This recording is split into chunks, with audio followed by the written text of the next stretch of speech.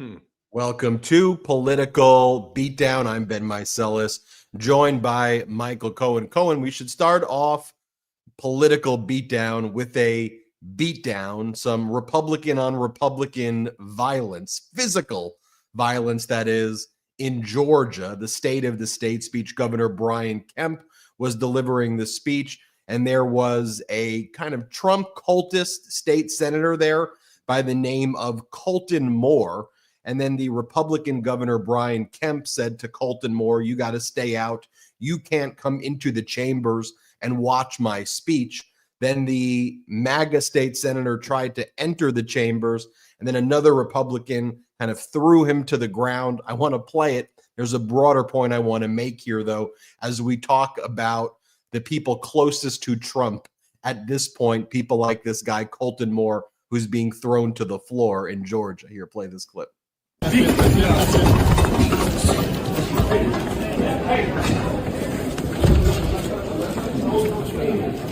on, it's gone too far. It has gone too far. I have an obligation to be in that room. I represent 200,000 people in Northwest Georgia who duly elected me to be here today. So that's Trump's preferred state senator in Georgia. Trump doesn't like Brian Kemp. That went physical right there, Republican on Republican physical violence. But even right now, Cohen, we're seeing in the House, you had Mike Turner, a Republican who chaired the Oversight Committee, getting fired by MAGA Mike Johnson. Turner was a big supporter of Ukraine and NATO, and Donald Trump ordered MAGA Mike Johnson to get rid of Turner from chairing the House Intelligence Committee, that is, and then they fired him, and this guy's been a member of Congress since 2003. So, Cohen, you've predicted this because you've lived this. This is what happens with Trump's lack of leadership, the infighting, the people like Turner who tried to be on his good side get kicked out. We're seeing the story again, the sequel, but worse. This is not a Trump lack of leadership issue. It's not. I'll tell you what it is. It's the knife fighting amongst the group. And if you may remember the old mythology story of Icarus, right? The guy who had the wax wings and flew too close to the sun. The wings melted and he plummeted to earth and died. It's the same thing. Consider Trump in this case to be the sun. And all of these folks, including the guy that got smacked down, all of them are trying to be Icarus. They're trying to fly close to the sun. Much of the stuff that they're doing is performative in hopes that Donald recognizes and that somebody sees what they did. In fact, even if Trump didn't see what took place, they would make sure that recording, that clip gets sent to him so he could see exactly what went on. Colton Moore was arrested today. His case will now be prosecuted by the Fulton County DA. I believe her name is Fani Willis. Yeah, my point being, they want this performative theater, this political theater to take place. In that way, they think that Donald Trump will come to their rescue, that Donald Trump will shine his light upon them, and they will become elevated in the system. And by the way, it's worked for many. It has failed for even more. When I look, though, at Trump's approval rating right now, 55% disapprove, unfavorable, which is fairly unprecedented leading up to, it is unprecedented leading up to an inauguration. No matter who you are, usually when you get elected, that's like your period of goodwill, right? Because you're incoming, the country usually rallies around someone. So usually you're above water. If Trump was even slightly above water, that would be underperforming. I think Biden was close to 65, 70% at his inauguration. So the fact that the approval rating is underwater and really a significant amount of the country disapproves of what's going on, at some point, the buck stops at the top. I mean, as he keeps talking about external revenue service, when we tariff all of these nations and annex these nations, Cohen, I could be wrong. I mean, he's doing all of the distraction tactics, But it does seem that a lot of people, though, are saying like, like what, like Well, what? he's Like, doing the distraction tactic for himself.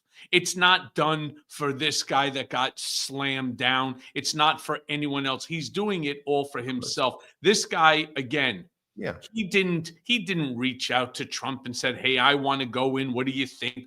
Should I make a spectacle?" No, that's not what happened. I've watched this knife fighting for years. I watched it take place when the campaign in 2015 started, and there were only, believe it or not, a handful of people that were even involved. It was less than 6, and the knife fighting started there with Corey Lewandowski. And then again, it started with Paul Manafort.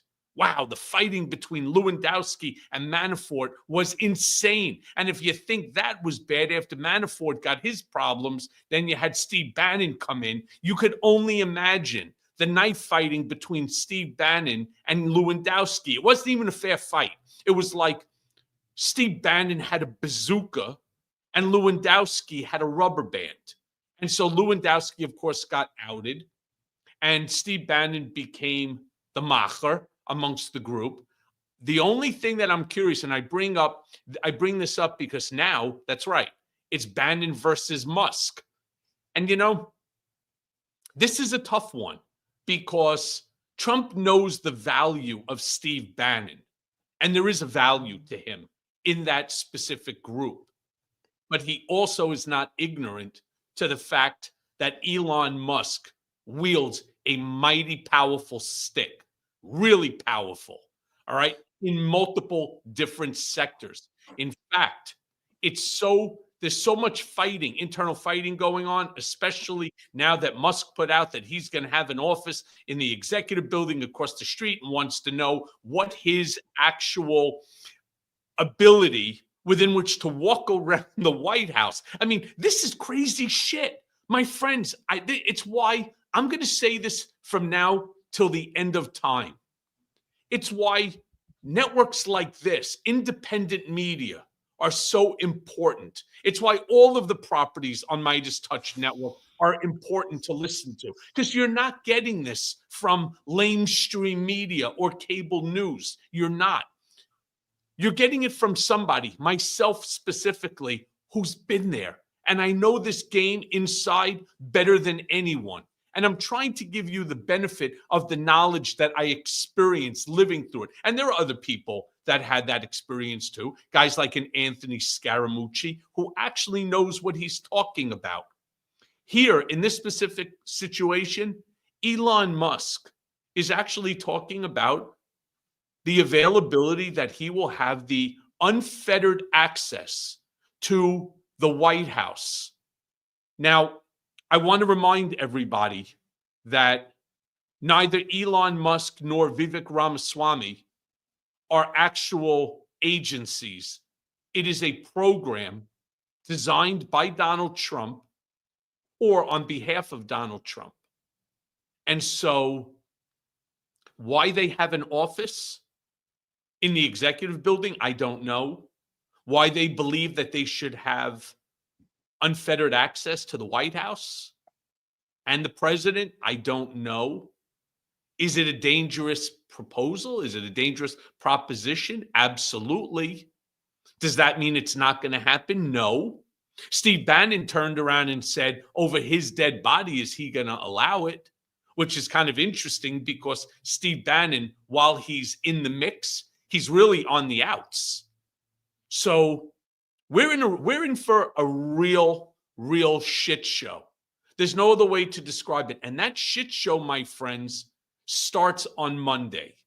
It starts on Monday because the first thing we know that's going to happen is there's going to be a party, a post-inauguration party that is going to include the signing by Trump of hundreds of executive orders.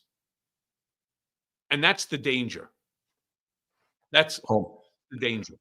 Well, it's surprising to me. Well, not surprising to me, but you have so many people saying, is he going to do the tariffs? Is he going to do? Yes, he is. Yes, he's going to do the tariffs on day one.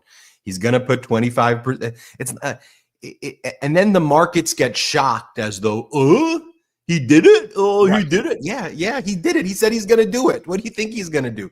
25% tariffs on Canada, 25% tariffs on Mexico, a huge tariff on our allies in the European Union, an additional 10% tariff on China.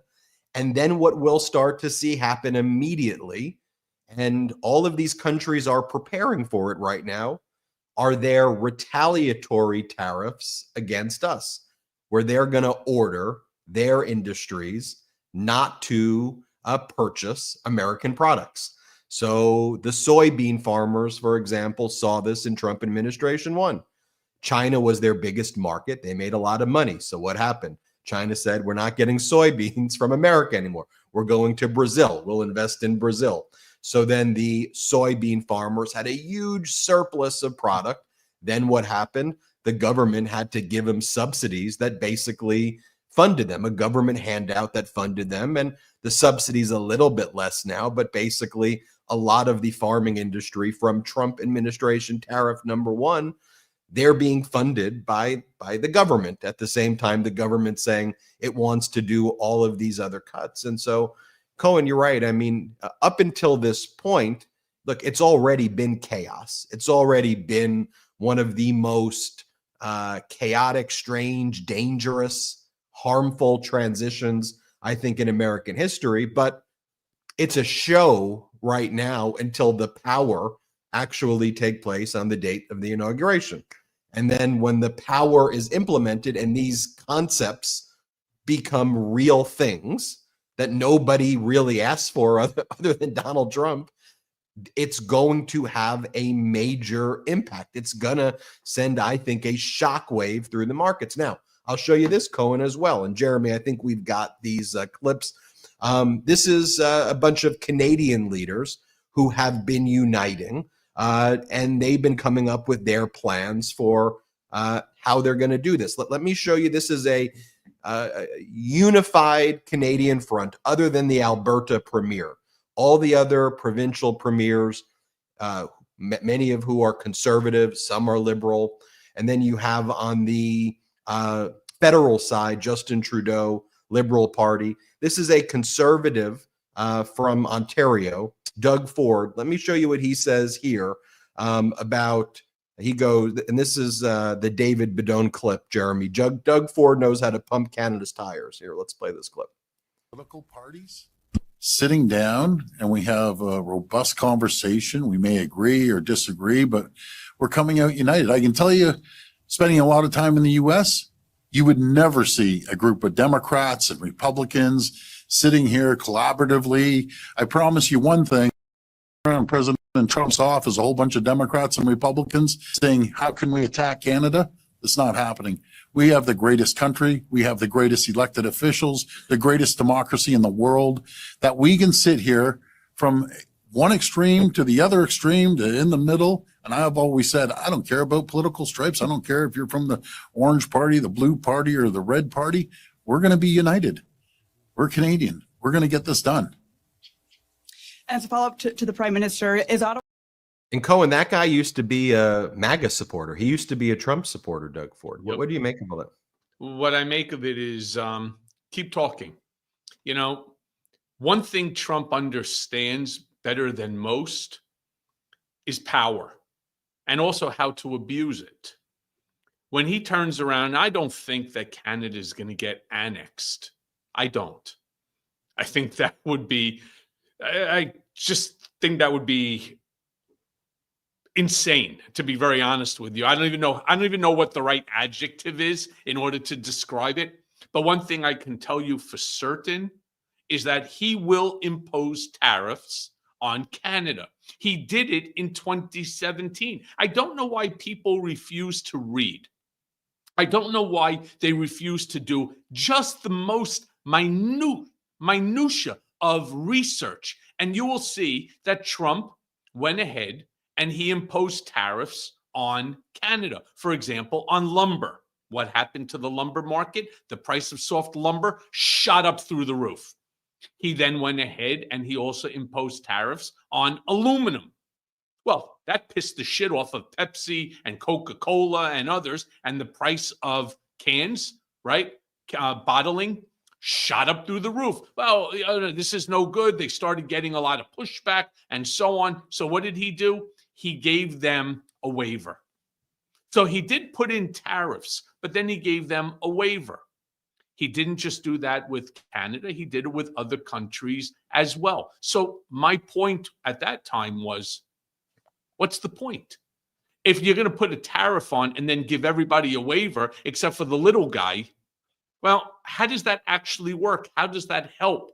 And on top of that, please understand 27 of the 29 most prestigious economists in the United States have all turned around and they put forth, it would be like in law called an amicus brief. They put together an explanation, a memo explaining the danger and the damage that a tariff on Canada, on China, and other countries would cause to this country. And yet, the Talmud Chachams, the geniuses amongst geniuses there that are going to be part of this new administration, many of them are in finance. In fact, the bulk of the people who are going to be taking over are actually finance guys, whether it's the Lutnicks of the world, whether it's the John Phalins of the world. They all know finance really, really well. And what are they turning around? Oh, yeah, they do. Let me tell you. Well, let me ask you, why do they keep... John Phalin. How come every time... I know they have big finance jobs, Cohen, but how come every time... No, please. Howard Lutnick is the CEO of Cantor Fitzgerald. He's purchased many, many companies. He knows finance. John Phalin is going to be Secretary of the Navy. He ran Michael Dell's money for, I don't even know, as long as I know him, 25 years, 24 years, give or take. He is wickedly bright in finance. They know finance, and they know what the tariffs will do to this country. But out of fear, and I just mentioned these two because I know them both personally for over 2 decades. They both know the damage that tariffs will do to this economy. They're just concerned about expressing that concern for fear that they'll get booted before they even get started. You know, every time the people who know finance seem to take control of government, it always seems that we wind up in recessions. They always pitch us on trickle-down economics, which never actually benefits the people. The stock market never does as well. Again, jobs not really being created. I mean, you look at the Democrats have the rap as being not as strong on the economy, right? That's the rap. The public perception, right, is Republicans better on the economy. Well, when you look at the past 30 or 40 years, of the 50 million jobs that were created, 48 million of the 50 million jobs were created by Democratic administrations. With all of these finance people complaining about the Biden economy, right? Their biggest metric at the high levels, not the average person though, Cohen, at the high levels, the markets, right? Are the markets doing good? With Biden, the markets were up 55 to 60% over Donald Trump. So if you're a smart finance person and you go, which one do you like better? The 50 to 60% return or the person who had the economy basically sinking to levels that weren't as bad since the Great Depression? Totally agreed. But I think that aspect has to be broken down into two different areas. Let me go back and say, for example, during the Trump his first administration, Steve Mnuchin, who is a finance guy with had a big hedge fund, was actually a pretty decent Treasury Secretary. All right.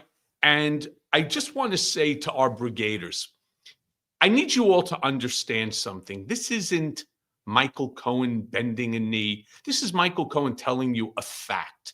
Now, that fact may not comport to what you want to hear. It's just the difference.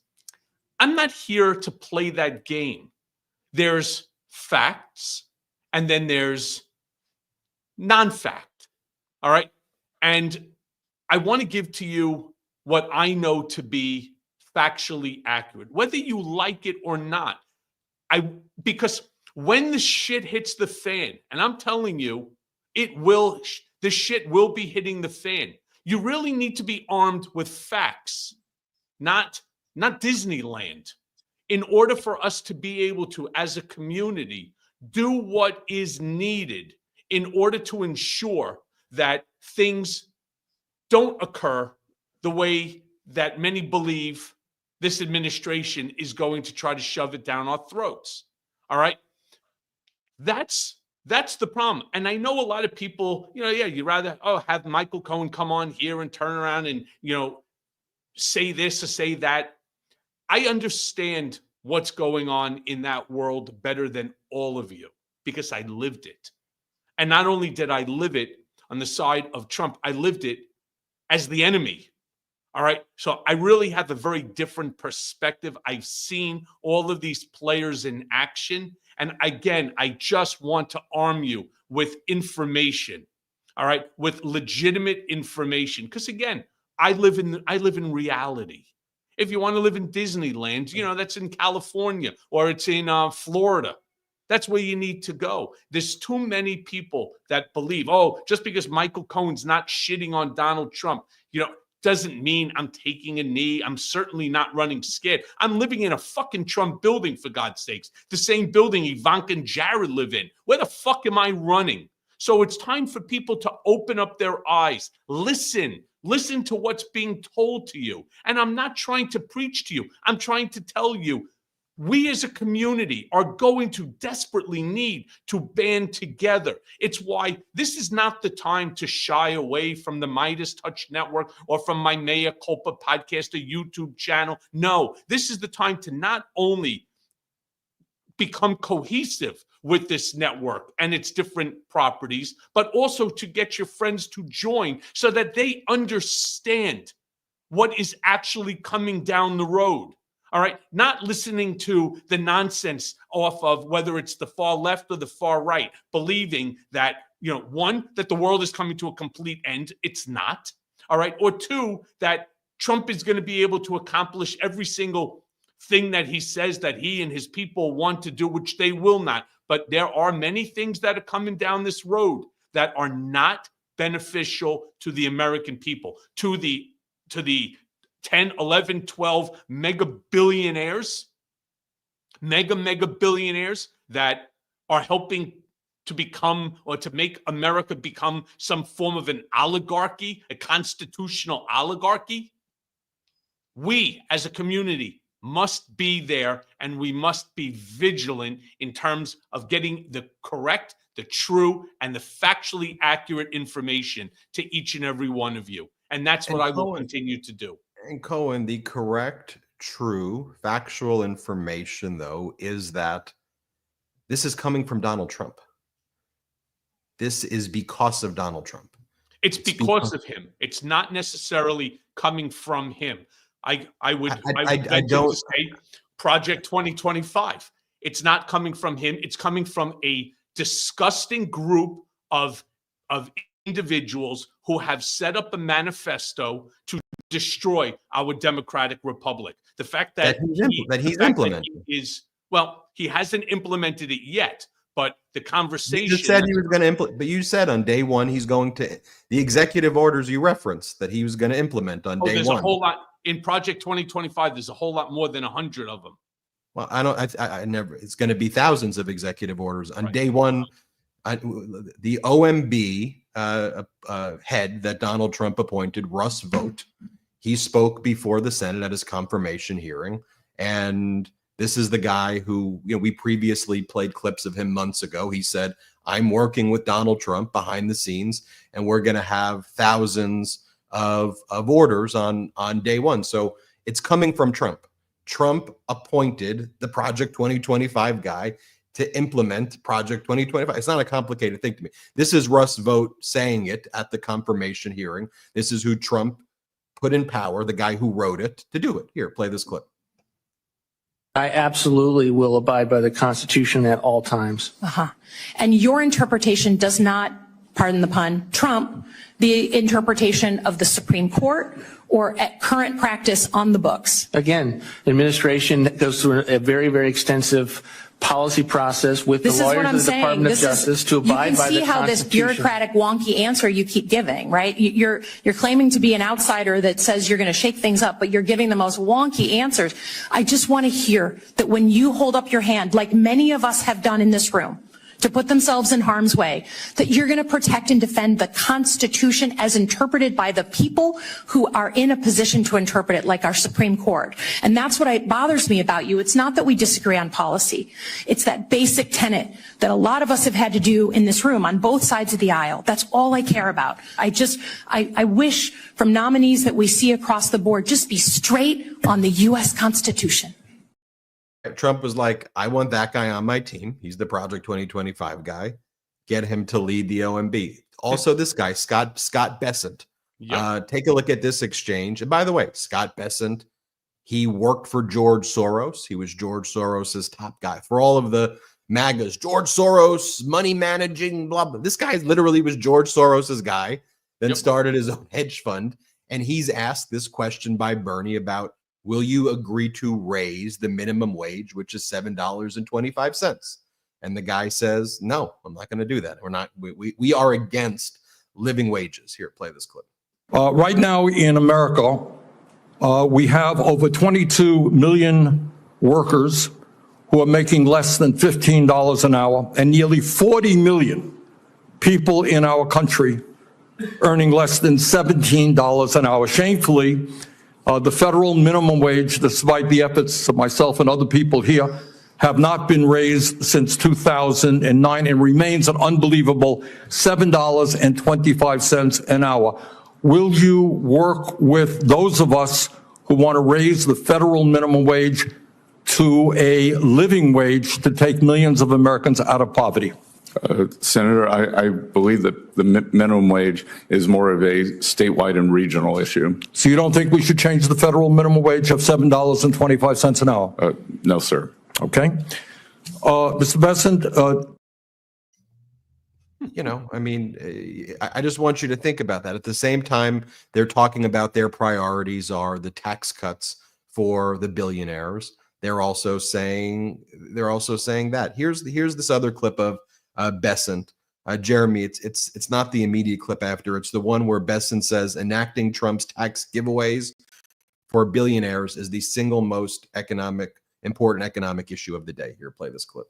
Senator Crapo, thank you for this, and thank you for the meetings over the past few weeks.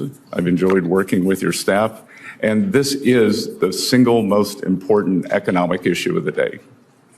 This is pass-fail. That if we do not fix these tax cuts, if we do not renew and extend, then we will be facing an economic calamity. So it's funny. I just don't get how. When I watched him say that, I just kept scratching my head. Again, because facts matter. We will face an economic calamity, you, me, the 99% of this country, not that 1% or 10th of 1%. So if hypothetically Elon Musk, Mark Zuckerberg, Jeff Bezos, they ended up paying their fair share in taxes. So maybe he wouldn't be worth $500 billion. He'd only be worth $400 billion. I can assure you that there's not one person watching this segment right now that will go home and cry for him and say, holy shit, we're going to put ourselves into an economic calamity if, in fact, Elon Musk or Bezos or Zuckerberg or one of them has to pay $100 million out of their hundreds of billions of dollars of net worth, that they're going to have to pay this. What an economic calamity that you and me, how are we ever going to afford gasoline and groceries under such a circumstance? I don't know. It's such a great point there, Cohen. It's how I believe in capitalism. I mean, I don't believe I don't believe in a capitalism though where billionaires get unfair advantage. That's what happens. I believe there needs to be antitrust enforcement. I believe billionaires need to pay their fair share. It seems that we basically have social welfare for billionaires and not actually people who are deserving and who need things to help them rise to positions that would benefit the entire economy. But it's a great point. Like, what do you do with $1 billion? What do you do with $100 million? Like, what do you do with $10 By the way, million? the funny thing, you're right. You can't spend $1 billion. I know several people who are worth, into that $1+ billion number. They live the life that every American dreams of. All right. Their children's children, their great grandchildren will never have to work a day in their lives. Now imagine somebody worth 50 billion. All right. Okay. So instead of having 5 grandkids or 10 grandkids with more money than they know what to do with, they can have 20. And then what if you're worth 100 or 200 or 500 billion? I mean, do you realize that $500 billion is more than some of the third world countries? I mean, it's insane. It's absolutely insane. And what it does is it gives a certain amount of power to, look, we're all watching is what's going on with TikTok. All right. Whether you like the app or you don't, irrelevant. But now they're talking about selling TikTok, which has 170 million Americans using it. 170. That's like half the country is on that app. And it's functioning. It makes money. They're going to sell it to Elon Musk. Why? Because he's got the money to buy it. And that'll be another platform. So now you have X, ruined. You have TikTok, ruined. Washington Post under Bezos, ruined. I mean, why have any newspaper? Why have any app, right? Just have it run by government and it be state-run, just like they have in Russia. Just like they have in Russia. Because there will never be honesty. There will never be facts. It will always be whitewashed information within which to back the administration that is in power. And that, my friends, is the beginning to the end of our democratic republic. And look, I'm not sure if Musk is. I heard there was a rumor about Musk, but I don't know. If that's going to happen. It's not a rumor. On TikTok, I actually have, because I have like 360,000 followers on it. I have a TikTok manager, and I spoke to him yesterday about an issue, and I started talking to him, and he's in the inner circle, and it's not a rumor. There is conversation within which to sell it to a Musk-controlled entity.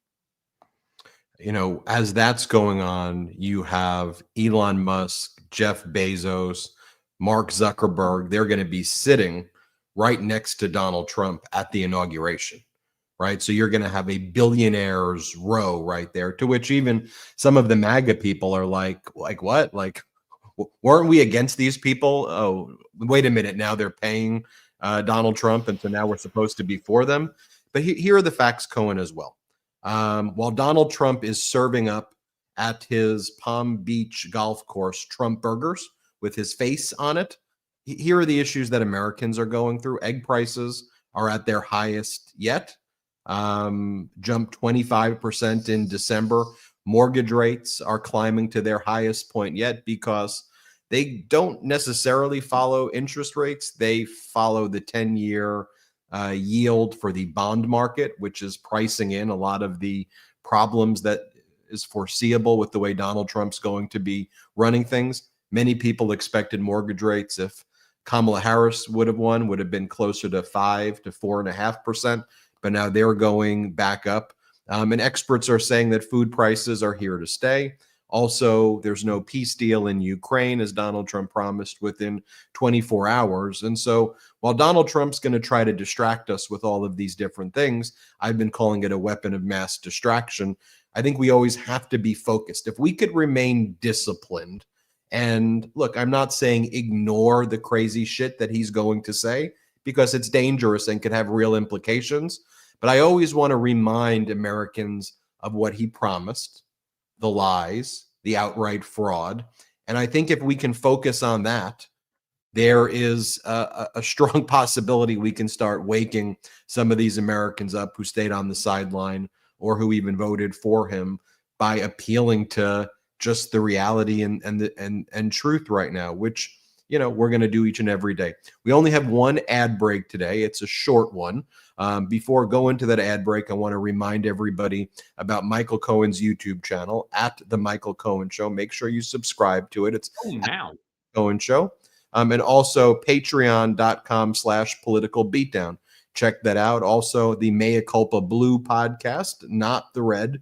Just search Mea Culpa on audio devices. When we come back, we will talk more about some of these confirmation hearings. We'll talk more about some other breaking news today, and excited for that. We'll take our first and only break of the show. I found a valuable tool that gives me insights to create a healthy metabolism for my body. And it's managed to improve other aspects of my life as well. And it's called Lumen. So what's Lumen? Lumen is the world's first handheld metabolic coach. It's a device that measures your metabolism through your breath. And on the app, it lets you know if you're burning fat or carbs, and it gives you tailored guidance to improve your nutrition, your workouts, your sleep, and even stress management. Look, let me tell you how Lumen works. All you have to do is breathe into your Lumen first thing in the morning, and you'll know what's going on with your metabolism, whether you're burning mostly fats or carbs. Then Lumen gives you a personalized nutrition plan for the day that's based on your measurements. And you can also breathe into it before or after workouts and meals so that you know exactly what's going on in your body in real time. And Lumen will give you tips to keep you on top of your health game. Look, I'm not a kid anymore. My metabolism, it's not as fast as it used to be. Staying healthy and fit, it's much harder. So anything that I can do to gain an advantage, I'm interested. And here's why. So your metabolism, it's your body's engine. It's how your body turns the food you eat into fuel that keeps you going. And because your metabolism is at the center of everything that your body does, optimal metabolic health, it translates to a bunch of benefits, including easier weight management, improved energy levels, better fitness results, better sleep, and much more. Lumen gives you recommendations to improve your metabolic health.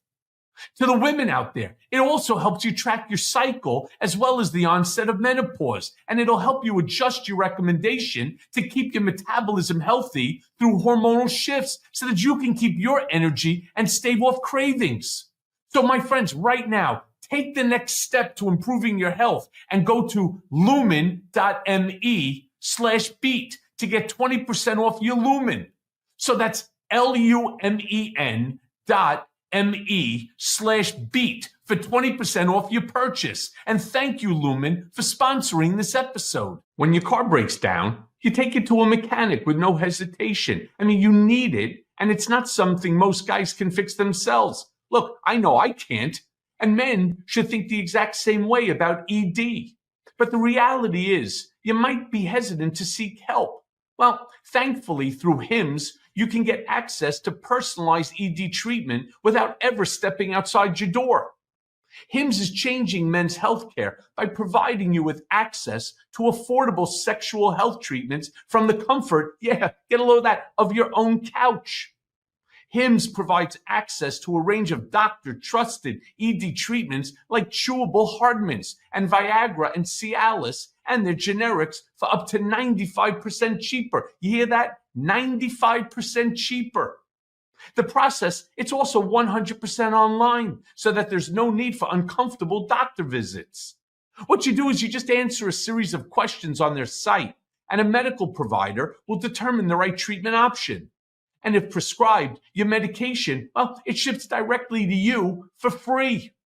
And there's no insurance needed, and one low price covers everything from treatments to ongoing care.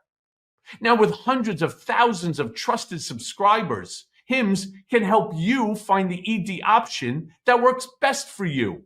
So start your free online visit today at hims.com/beat. That's HIMS.com/beat for your personalized ED treatment options. Again, that's hims.com/beat. The products mentioned are chewable compounded products which are not approved by or verified for safety or effectiveness by the FDA. Prescriptions require an online consultation with a healthcare provider who will determine if appropriate. Restrictions apply. See website for details and important safety information. Subscription required, and price varies based on product and subscription. Cohen, those are great ad reads. I mean, I think you come for the political analysis and you get some Cohen ED ads. I mean, you really got. I mean, what could be better than What could, that, what, right? what, The what better way to the spend only your thing that could be better than that is a hamburger with Trump's face stamped into your bun. I mean, you know, you really do have to say that there's something about someone who wants to have their face even emblazoned into a bun that they're selling at your golf course. I mean, it is truly spectacular. I can go into what Stormy Daniels had to say on Kimmel, but my dogs don't want me to do that right now, and I want to retain our large audience. So let's stick to the news right now. They're the juiciest hamburgers of anything, and you're able to bite into it and it just drips right down your hand. Yeah, I think there's probably a direct correlation to having your face on a hamburger and also having a very tiny. Anyway, Well, let me go on. Let's talk about this Scott Bessent confirmation hearing as well. So he's asked a pretty basic question, which is: are there any policies proposed by Trump that you expect will increase prices for families? A pretty basic question, right? Like, everybody agrees that these tariffs are going to increase prices.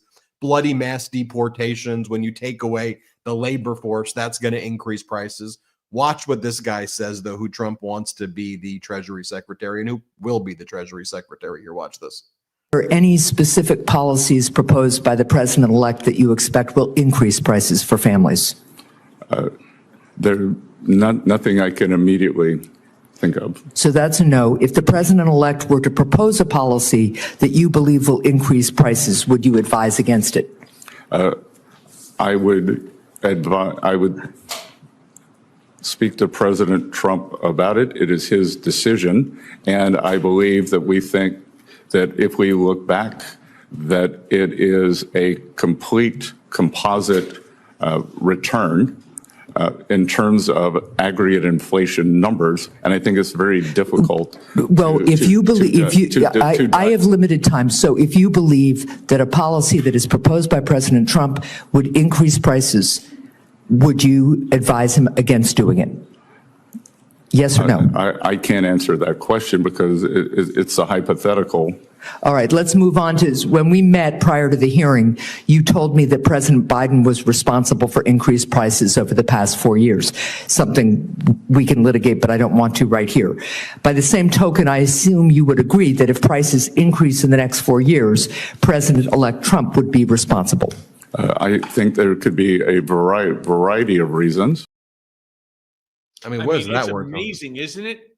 Is it not amazing? But by the way, he's endemic of the problem. The same thing anybody who's with us right now watched during the confirmation hearings, whether it was Rubio, whether it was Hegseth, whether it was Bondi, it made absolutely no difference. They all turn around and say the same thing because they're all basically coached to say the same thing. Ask me something, or if you're asked a question that's a hypothetical, I don't answer hypotheticals. Well, how could you not answer a hypothetical? Because Trump has not taken office and nothing has happened yet. So we're just trying to find out whether or not, like a hypothetical that was asked of the Supreme Court nominees, would you respect stare decisis in the matter of Roe v. Wade? And of course, but it's a hypothetical, but that law, that's there. And yeah, we respect stare decisis. They never would answer the question outright. And here, each and every one of these individuals, especially Bessent, who you kind of almost have to feel sorry for. He's flubbering over himself because he doesn't want to get shit canned before he even gets nominated, right? Or he gets put into the position. He's sitting there, he's stuttering. Donald Trump could never be at fault. How could Donald Trump ever be at fault? And would I ever tell him that it's not a good idea? Well, it's his decision to make. That's not the role. That's not the role that you are, just supposed to succumb to any whim that comes out of the executive office. You're actually supposed to turn around and engage the president in conversation as to the pros and the cons. Fuck, I know that better than anybody. I did it for over a decade. I can't tell you how many times he would get angry. He would. But then at the end, sometimes he would turn around and change his position. Other times he would just go with it. And that's okay. It is his decision to do it. But you do have an obligation to the American people, to yourself, to yourself, to turn around and to tell him if something that he wants to propose is detrimental. Forgetting about to the country. Let's just say we don't care about the country at this point. You are brought on for a specific purpose. If you believe that Trump is doing something in order that will do harm to his own administration, aren't you obligated to say something? This weak, spineless piece of shit couldn't even say that. He couldn't even say, of course I would turn around and tell him that I don't think that here are some options. There's a reason why I believe that this is not good for you. Forgetting about even talking about the country. It's not good for you or the administration. Just take it under advisement. That's what he could have said. So then you go from that hearing to the confirmation hearing of Pam Bondi, which is, she basically does the same approach, right? I mean, she's asked questions. Have you heard this? What are your views on this? And no matter what the question is, she goes, I never heard it. Not sure. Can't really answer it. And so here Pam Bondi claims she hasn't listened to Trump's call asking Georgia's Secretary of State to find 11,780 votes. Here, play this clip. Have you heard the recording of President Trump on January 2nd, 2021, when he urged the Secretary of State of Georgia to, quote, find 11,780 votes and declare him the winner of that state? No, I've heard about it through clips, but no, Senator, I've not heard it. What was your reaction to President Trump making that call? I would have to listen to the tape, Senator. Well, the quote that I give you is exact. He said to the Georgia Secretary of State, find 11,780 votes. Do you have the entire context of that call? I feel like it was much longer than that and may have been taken out of context. It was an hour long. Right. And you can certainly listen to it. I hope you will. Every American should. As a former prosecutor, are you not concerned that the President of the United States called a state election official and asked them to find enough votes to change the results of the election? Senator, I have not listened to the hour-long conversation, but it's my understanding that is not what he asked him to do. You need to listen to it. I mean, you have that. Here she is. She's asked about QAnon and the fact that Trump's pick, Kash Patel, to be the FBI director, said that he agrees with a lot of QAnon stuff. And then Pam Bondi goes, QAnon? I think I heard of it, but I don't know what they actually do. Here, play this clip. I did not expect you to be as outspoken as you are about Kash Patel. He's been characterized as a professional career defense attorney and a career prosecutor. That's a pretty amazing achievement in his life. But he also has said and done some things which are impossible to understand and justify. For example, are you familiar with something called the QAnon conspiracy? I have heard of it, but I do not know what it is, but I've heard of it many times, Senator. So let me tell you what I've learned about it. Its core belief is that a cabal of satanic, cannibalistic child molesters are embedded within our government and are conspiring against President-elect Trump. They asked Mr. Patel about it, and he said, quote, I agree with a lot that the movement says, end of quote. Does that sound like a good preparation to run the FBI? Senator, I don't know anything about, I had heard of QAnon, but I've never heard that definition attached to it. Until we get answers to those questions, I don't know many people on this side of the table will give him an unequivocal endorsement. This and his enemies list, what he calls his government gangsters. This is what you expect of Stasi. This is what you expect of secret police. It is not what you expect of justice in America, as you've even described it at the table today. So I would say this unequivocal support of Mr. Patel should at least have some reservation until he explains some of these outrageous positions he has taken. Right, Cohen, it's the same thing. I could show you. They'll all say, I don't know, never heard of it, never listened to it. That's not my understanding. Could you imagine her turning around and saying that I haven't heard that recording? I mean, I'm not sure that there's anyone over the age of 15 that hasn't heard that recording of Donald Trump asking Brad Raffensperger, the Secretary of State for Georgia, to find him 11,780 votes. And then went on, of course, to turn around to tell him that, he wouldn't be doing, justice, or he wouldn't be doing right if he doesn't. And yet, even after being read the quote, to take the sort of smug position that, I can't answer that. I don't know enough about it. Well, the problem when you have 7 minutes to ask a question and then a second round at 4 minutes, which I don't think they did a second round for anyone. The real problem that you have here is, like, if I was involved in Congress, what I would have done is I would have turned around and I would have brought all the Democrats together. And here's 100 questions that we want answers to with Pam Bondi. Now, some people will not get an opportunity to actually ask questions. For example, the person before, the person before would have turned around and played the recording for her. In that way, knowing that she was going to turn around and say, I don't answer hypotheticals, I never heard it before. Well, you just heard it.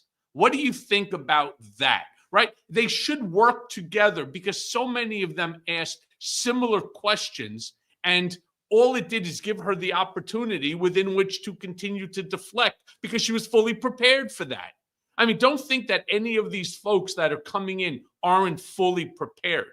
And then the better part, and the ones who get my two-finger salute today, are the Republicans that will turn around for somebody like Pete Hegseth, like Mark-Wayne Mullins. For God's sakes, though, I got to be honest with you, I think Mark-Wayne Mullins was the most effective Republican asking Pete Hegseth questions because they were so complimentary. They were so, there was humor in it. They were complimentary to him. They completely ignored all of the negatives, and they turn around, who should you go ahead and thank? And when, of course, Pete Hegseth, forgot to thank his wife for, providing him a family and children and so on, he turned around, he had to remind him. He was great for Pete Hegseth. He humanized him and everything, but that's not what they're there for. They're there to actually ask questions, substantive questions. And remember, I went through that process 7 times, but I didn't have the luxury of a mere 4 hours, which is what each one of these nominees had. Each of my 7 hearings were 9 hours long. All right, 63 hours of it, where one side just beat the living shit out of you and the others asked you to explain. I didn't have anybody turning around saying, "Oh, Mr. Cohen, you're a great family man. You've helped so many people over the course of you." So I didn't have any ass rubbing. I can assure you that, right? And I'm absolutely disgusted by the way that the Republicans were turning around, and for all of them, like including with Pam Bondi, why didn't a Republican turn around and say, "Ms. Bondi, you're seeking to be confirmed by this body as the next Attorney General, and on paper your CV is wonderful, but I cannot imagine, considering every single person that I know has heard of that tape with Brad Raffensperger. Are you really telling us that you've never heard that? You never watched the news and saw it? You know, you didn't listen to any recordings? Have you not been on any podcasts where they asked you or anything like that?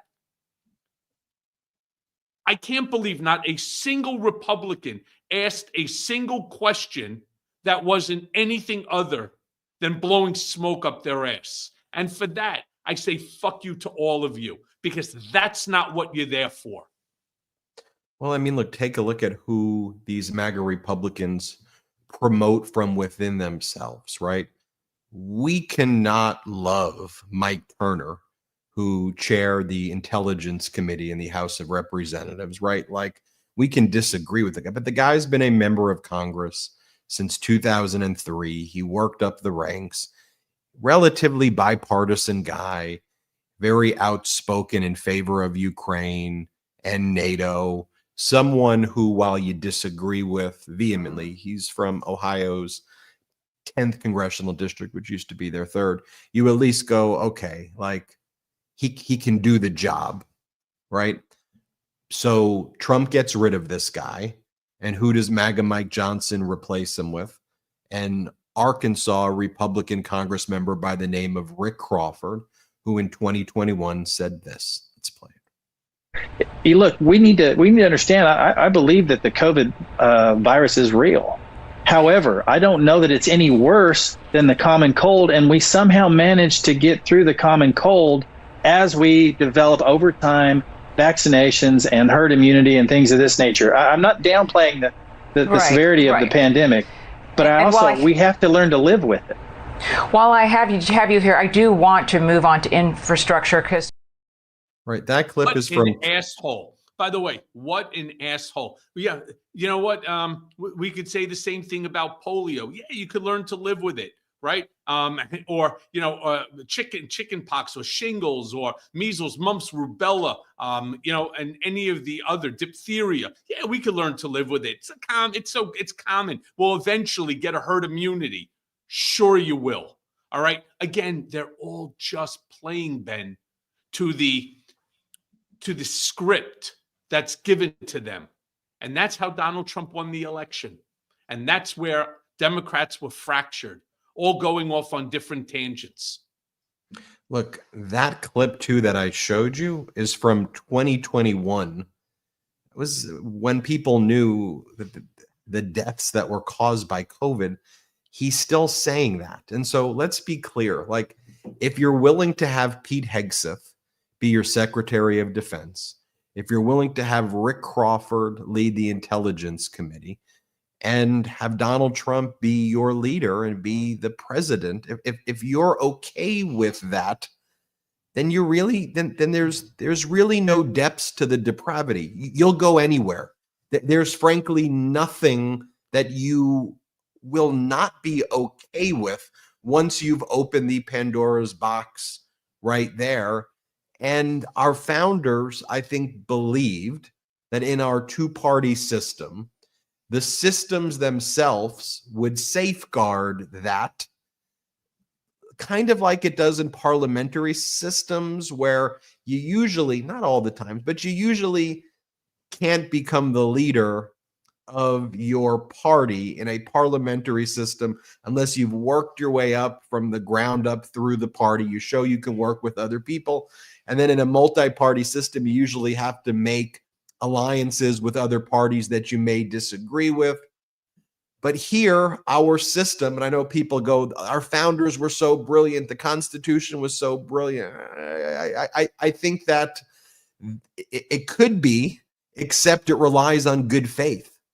And historically, while these norms and traditions were exercised in good faith, not all the time, let's be very clear, they're dark times, the arc moving in the right direction, but the good faith aspect of these norms that held it together, they've been shattered. And they've been shattered by the people that you're seeing there. And come on, why is it a political issue to say COVID is dangerous and deadly? Like, that's so strange to me. Like, that's not a political issue. What the hell are you even talking about? It is a political issue because Trump made it a political issue. Boom, And he's exactly. Trump made it a political. He's never able to be wrong. So when he Exactly. turned around and said it'll be gone by the end of the weekend, ignore it, and so on, and then moron Mike Pence got up there and did the same at CPAC, that's why. Exactly. You know, and it's the same people. Never before would you politicize a tragedy like hurricane winds that spread fire. Like, you would never turn the tragedy that we've experienced here in LA into a political issue and right away start lying about the cause of it to undermine Democrats. Like, that just never was a thing. You know, we wouldn't be like when there was a hurricane in Florida, you know, oh, this is the hurricane is being caused by DeSantis. The hurricane is being caused like that. That's just not what you do. You rally to the people. You don't spread lies about it. But now, no matter what it is, right? The hurricanes in the East Coast, the lie was Biden's only giving $750. By the way, they use the same one here. FEMA's only giving $750. It's just false. It's the same $750 that they claim they're giving all the migrants too. It's you know, and by the way, Gavin Newsom, who I think is built for this moment to debunk disinformation, right? Younger guy, quick on his feet, good looking, kind of made for the moment. It took him like 4 or 5 days to realize the hustle. And frankly, Biden, because Biden's an old school guy who was into norms and let's work together. And Biden just was unable to swat down the lies because it wasn't in his fabric and DNA as the leader that he is. And I think it's unfortunate because I think his leadership is what's needed. But, you know, you need the TikTok presidency. You need that's where we are. And so we have to recognize that. You got to deal with that. You can't ignore that. But we're going to work here on Political Beatdown on the Midas Touch Network to get out the truth each and every day. It's why we keep on growing. We're getting close to 4 million subscribers on this channel, so make sure you hit subscribe. Do me a favor, check out the Mea Culpa podcast. Search Mea Culpa wherever you get your audio podcasts. When you see the blue Mea Culpa pod, download that one, subscribe to that one, not the red one. Also check out at the Michael Cohen Show YouTube channel. It's free. Just search Michael Cohen Show and make sure you turn the notifications on there, turn the notifications on here. It's free to do that so you get alerted when there are new videos as well. And then patreon.com/political beatdown helps. Next week, Cohen and I will do another live meeting. Yep. We'll announce when it's going to be. We're excited to meet with all of you. So thank you, Midas Mighty. Thank you, Beatdown Brigaders. We appreciate you. We're grateful for you. Good audience today, and we'll see you next time. Shout out to the Midas Mighty and shout out Brigaders. Boom.